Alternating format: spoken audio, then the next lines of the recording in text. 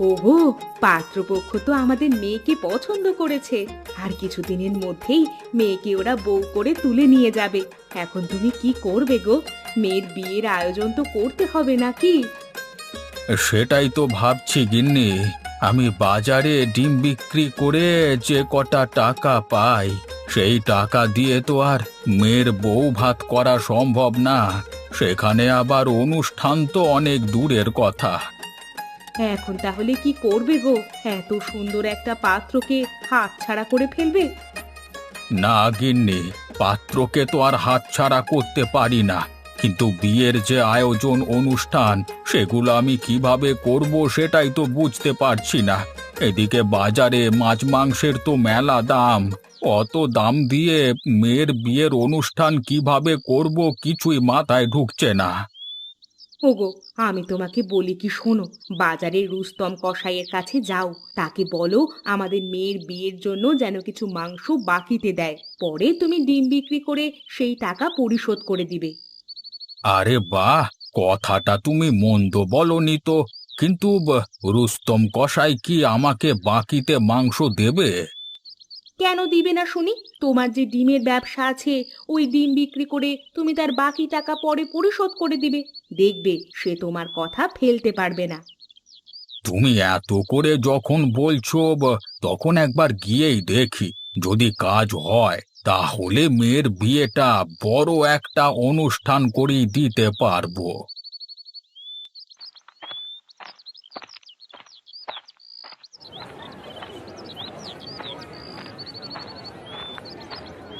আরে দেখো দেখো, কে আমার দোকানে মাংস নিতে এসেছে।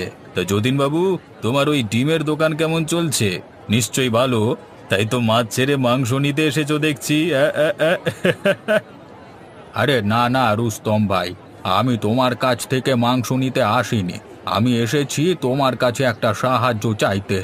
না না, একটা বিপদ থেকে উদ্ধার পেতে আর কি। আমার কাছে তুমি সাহায্য চাইতে এসেছো যতীন বাবু? বলো, তোমাকে কিভাবে সাহায্য করতে পারি? আমি আসলে তোমার কাছে এসেছি আমার মেয়ের বিয়ের মাংসের জন্য। কিছুদিন পর আমার মেয়েটাকে বিয়ে দিয়ে দেব। ওর বিয়ের অনুষ্ঠানে গ্রামের অনেক মানুষ আসবে, সেখানে অনেক মাংস লাগবে।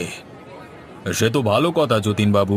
শোনো, তোমার যত মাংস লাগবে সব তুমি আমার দোকান থেকে নেবে। তোমার কাছ থেকে আমি দাম একটু কম রাখবো, বুঝলে? সে না হয় তুমি মাংস দিও, কিন্তু আমার কাছে যে এখন অত টাকা নেই। তুমি আমাকে বাকিতে মাংস দিতে পারবে রুস্তম ভাই? মানে মেয়ের বিয়ের অনুষ্ঠানের পরে তোমার সব টাকা আমি পরিশোধ করে দেব। কি, বাকিতে মাংস? আ, আ, বলি কি যতীন বাবু, এটা কি মামার বাড়ির আবদার পেয়েছো নাকি যে বাকিতে মাংস দেব? শোনো, প্রতিটা ছাগল আমাকে টাকা দিয়ে কিনে আনতে হয়, সেখানে তোমাকে আমি বাকিতে মাংস দেব এটা ভাবলে কি করে? যত সব বাকির কাম ফাঁকি। এত সব কথা কল্পনাতেও আর আনবে না যতীন বাবু। আশা করি আমার কথা বুঝতে পেরেছো। ও, বুঝেছি। দেবে না তো? আচ্ছা থাক, দেওয়া লাগবে না। আমি তাহলে অন্য কোথাও যাই।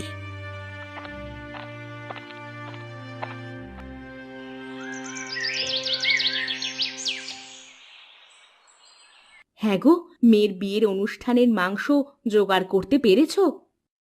না গো গিন্নি, এখনো পারিনি। গিয়েছিলাম ওই রস্তম কসাইয়ের কাছে, কিন্তু ওই বেটা সাফ জানিয়ে দিয়েছে যে সে বাকিতে এক টুকরো মাংস দেবে না। বলো কি, বাকিতে মাংস না দিলে অত মাংস তুমি টাকা দিয়ে কিভাবে কিনবে গো? তোমার কাছে যে অত টাকা নেই। সেটাই তো ভাবছি গিন্নি, কি করা যায়। তবে আমি ভাবছি কিছু টাকা মোড়ল মশাইয়ের কাছ থেকে বেশি সুদে ধার করে আনবো। মেয়ের বিয়ে হয়ে গেলে তারপরে সব টাকা সুদে আসলে ফেরত দিয়ে দেব। না না, ওই মোড়ল মশাইয়ের কাছ থেকে তুমি সুদে টাকা একটা টাকাও নিবে না। জানোই তো, সে হলো এক রক্তচোষা সুদ ব্যবসায়ী। তোমার সব রক্ত সে একেবারে শুষে নেবে। দরকার নেই মেয়ের বিয়ের অনুষ্ঠানের জন্য ওই মোড়ল মশাইয়ের কাছ থেকে টাকা ধার নেওয়ার। সুদের টাকা দিয়ে মাংস কেনার কোনো দরকার নেই। তাহলে কি করব গিন্নি? এত সুন্দর পাত্রটা কি তাহলে মেয়ের জন্য হাত ছাড়া করে দেব? না না, এটা যে আমি একদমই করতে পারি না। এত সুন্দর পাত্র কি আর সব সময় আসে নাকি? যে করি হোক, আমার মেয়েকে আমি এই পাত্রের কাছে বিয়ে দেব। এই পাত্রের কাছে বিয়ে দেবে ঠিক আছে, কিন্তু অনুষ্ঠানের অত মাংস তুমি কোথায় পাবে সেটা তো একবারও বলছো না। দেখি কি করা যায়। বিধাতা কোনো না কোনো একটা ব্যবস্থা ঠিকই করে দেবে। বেশি হলে ডিমের দোকানটা বিক্রি করে দেব, কিন্তু তারপরেও মেয়ের বিয়েটা হাতছাড়া হতে দেব না। ওগো, বলি কি, আমার মাথায় একটা দারুণ বুদ্ধি এসেছে। শোনো, তুমি আমাদের মেয়ের বিয়ের অনুষ্ঠানের জন্য মাংসের বদলে মাছের আয়োজন করো। দেখবে গ্রামের মানুষ মাংসের বদলে মাছ পেয়ে খুবই খুশি হবে। তাছাড়া মাংসের চেয়ে যে মাছের দামও খুব কম। কিন্তু গিন্নি, অত মাছ একসাথে কোথায় পাবো? তাছাড়া মাছ কেনবার টাকাটুকুও তো আমার কাছে নেই অতটা। কেন গো, আমাদের গ্রামে রতন জেলে আছে না, তুমি তার সাথে গিয়ে কথা বলো। দেখবে সে তোমাকে নিশ্চয়ই অনেকগুলো মাছ একসাথে দিতে পারবে। টাকা কিছুটা তখন দিয়ে দিও, আর বাকি টাকা মেয়ের বিয়ের অনুষ্ঠানের পর দিয়ে দিবে, তাহলেই তো হয়ে গেল। হ্যাঁ গিন্নি, মাংসের বদলে মাছ দিয়ে বিয়ের অনুষ্ঠান, কথাটা মন্দ বলনি। তাহলে আমি কালকে সকালেই রতন জেলের কাছে যাব। হ্যাঁ, দেখি সে আমাকে সবগুলো মাছ অর্ধেক টাকায় দেয় কিনা।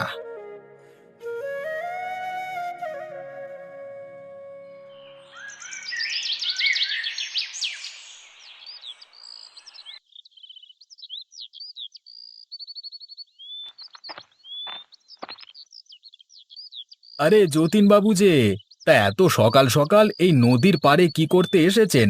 নদীতে স্নান করবেন নাকি, না আবার মাছ ধরতে যাবেন, কোনটা? আরে না না রতন, আমি তো এসেছি তোমার কাছে একটা কাজের কথা বলতে। আমার কাছে আবার কি কাজ নিয়ে এসেছেন যতীন বাবু?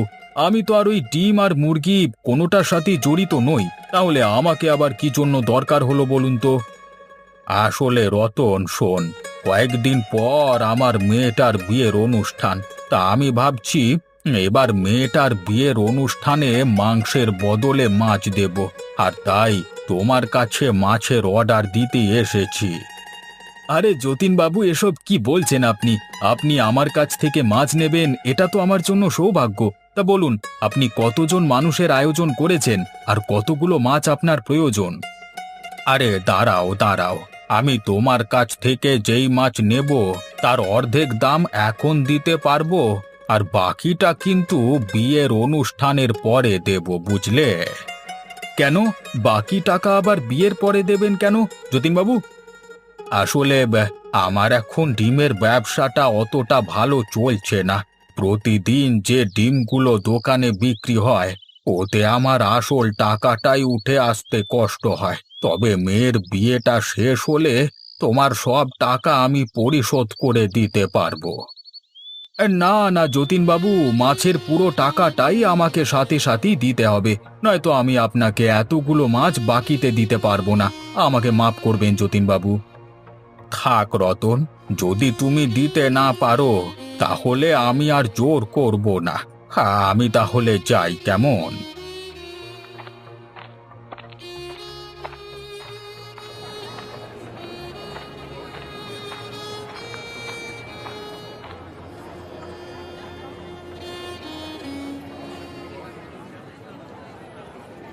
আগে বাবু, কি হয়েছে আপনার? মন খারাপ করে বসে আছেন যে?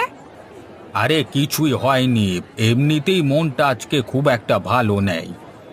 আমাকে বলেন বাবু, দেখবেন আমিও আপনাকে সাহায্য করতে পারি। বলুন আপনার আসলে কি জন্য মন খারাপ? আরে কানাই, তুই তো জানিস সে ডিমের ব্যবসায় কিছুদিন ধরে মন্দা চলছে, ঠিক মতো ব্যবসা হয় না। ওদিকে মেয়েটার কিছুদিন পরেই বিয়ে, সেই অনুষ্ঠানে মাংসের প্রয়োজন, কিন্তু বাজারে যা মাংসের দাম, অত টাকা তো আর আমার কাছে নেই।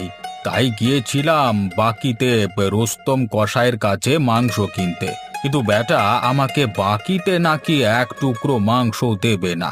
শেষে গিন্নির কথা মতো চেয়েছিলাম বিয়ের অনুষ্ঠানে মাংসের বদলে মাছ দেব, তাই রতন জেলের কাছে গিয়েছিলাম মাছ কিনতে, কিন্তু সে বেটাও অর্ধেক দাম বা বাকিতে মাছ দেবে না, তাই মনটা আমার খুব খারাপ। ও, বুঝেছি বাবু, কেন আপনার মন খারাপ। আগে বাবু, আমার মাথায় না একটা বুদ্ধি এসেছে, যদিও আপনার পছন্দ হবে না, কিন্তু তারপরও বলি। হ্যাঁ বল, তা তোর মাথায় আবার কি বুদ্ধি এলো? বাবু, বলছিলাম কি, যেহেতু বাজারে মাছ মাংসের খুব দাম, সেহেতু আপনি চাইলে বিয়ের অনুষ্ঠানে ডিম করতে পারেন। বিয়ের অনুষ্ঠানে ডিম? কি যাতা বলছিস কানাই, তোর মাথা ঠিক আছে তো? আগে হ্যাঁ বাবু, আমার মাথা ঠিকই আছে। গ্রামের কেউ তো আজ পর্যন্ত বিয়ের অনুষ্ঠানে ডিম দিয়ে বৌভাত করেনি। এখন আপনি যদি ডিম দিয়ে বিয়ের অনুষ্ঠানে বৌভাত করেন, তাহলে কিন্তু মন্দ হবে না। আর তাছাড়া আপনাকে টাকা দিয়ে মাছ মাংসও কিনতে হবে না, সোজা নিজের দোকান থেকে ডিম কিনতে পারবেন। না রে কানাই, ডিম দিয়ে বিয়ের অনুষ্ঠান হয় না। কেন ঠিক হবে না বাবু শুনি? বাজারে তো মাছ মাংসের অনেক দাম। অত দাম দিয়ে যাদের বিয়ের অনুষ্ঠানের বৌভাত করবার সাধ্য নেই, তারা তো কম দাম দিয়ে ডিম কিনেও বিয়ের অনুষ্ঠান করতে পারে। আর আমাদের তো ডিমের দোকানই আছে। ঠিক আছে কানাই, এত করে যখন বলছিস তখন আর কি করবার। এবার তাহলে এই ডিম দিয়ে মেয়ের বিয়ের বউ ভাতটা করে ফেলবো। এই কানাই, তুই তাহলে এই দোকানটা সামলা, ওদিকে আমি তোর গিন্নিমাকে বলে আসছি যে ডিম দিয়ে আসলে এই বউ ভাতের অনুষ্ঠানটা করা যায় কিনা। আগে ঠিক আছে বাবু, আপনি তাহলে যান, আমি দোকানটা সামলে দিচ্ছি।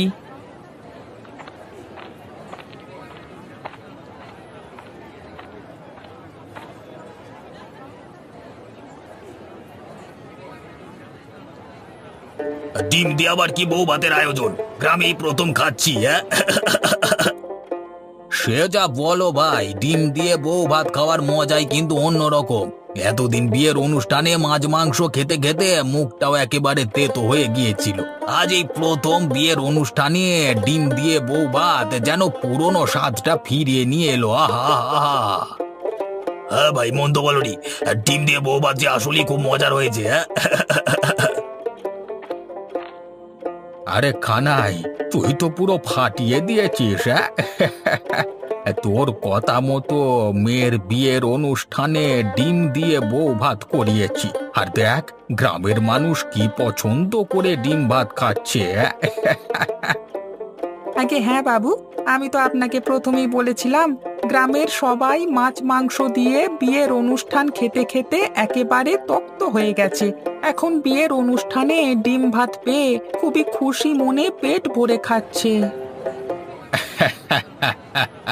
তা তুই এটা ঠিক কথাই বলেছিস কানাই, কিন্তু এ সবই হয়েছে তোর কথা মতো। তুই যদি আমাকে বউ ভাতের ডিমের কথা না বলতিস, তাহলে তো আমি এটা করতেই পারতাম না।